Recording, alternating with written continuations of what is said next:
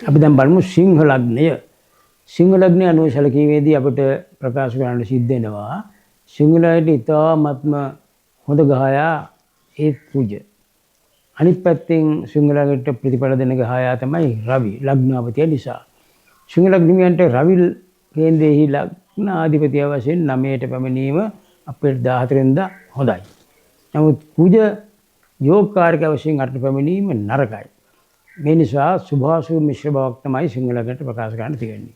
ඒ නිසා ඔබ විශේෂයෙන්ම මේ කාල සීමාවේදී බුද්ධිමත්ව ඥානවන්තව විශ්වාසදරාගෙන කටයුතු කිරීම තුළින් ඔබගේ රැකියා කටයුතු වල සාර්ථකත්වය ලබා ගැනීමට මඟ පෑදෙනවා.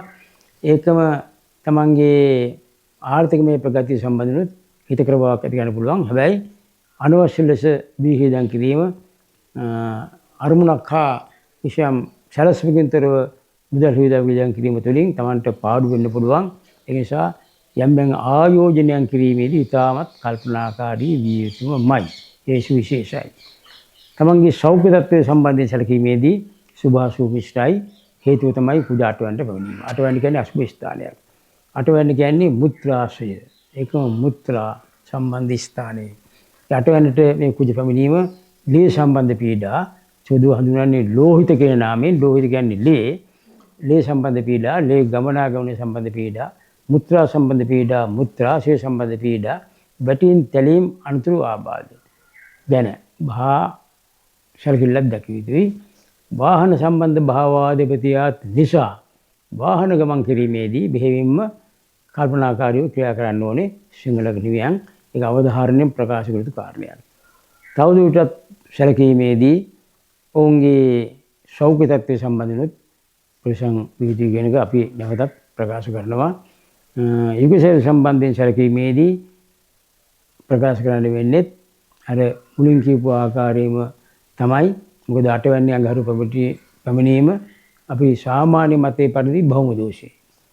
ඒ නිසා යුගසපතේදී අනවශ්‍ය ගැටලු, අනවශ්‍ය ප්‍රශ්න, ආවේගශීලීත්වය වැනි දෑ ඉස්මතු කර ගනිමින් කටයුතු කිරීම තුළින් යුගසපතේ සමගී සමාදානයේ බිඳහෙරන වාතාවරණයක තියෙන නිසා විතාමත් කල්පනාකාරීව තමයි යුගසපතෙහි සතුට සන්තෝෂයේ භුක්ති විඳිය යුත්තේ. අධ්‍යාපනය ලැබෙන අයට මෙම මාසය මධ්‍යස්ථ ඵලදායකයි. හේතුව තමයි උසස් අධ්‍යාපනය ගැන කියන්නේ කේන්ද්‍රයේ 9 යන්නේ. ඒ 9 යන්න අපිට තමයි කුජ යන්නේ කේන්ද්‍රයේ 8 යන්නේ.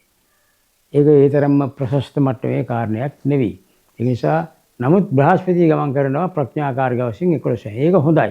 ඒ නිසා ඔබ සමබරව ක්‍රියා කරන තරමටම මධ්‍යස්ථව ක්‍රියා කරන තරමටම ඔබට අධ්‍යාපනයේ ප්‍රතිඵල ලබා ගන්න පුළුවන්. ඒ නිසා ඔබ මතක ශක්තිය, ධාරණ ශක්තිය හොඳට පවත්වාගෙන යමින් තමන්ගේ මනස හොඳ නිරවුල් භාවයෙන් පවත්වාගෙන යමින් කටයුතු කරන තරමටම ඔබට අධ්‍යාපනයේ ප්‍රතිඵල සාර්ථක ලබා ගැනීමට හැකියාව පවතිනවා. ඊළඟට අපිට සිංහ ලග්නය අනුව ප්‍රකාශ කරන්න වෙනවා සුභම දින තමයි ඉරිදා සහ අඟහරුවාදා. සුභ වර්ණ තමයි තඹ පාට, රතු පාට. සුභ දින, සුභ අංක තමයි 1 සහ 9.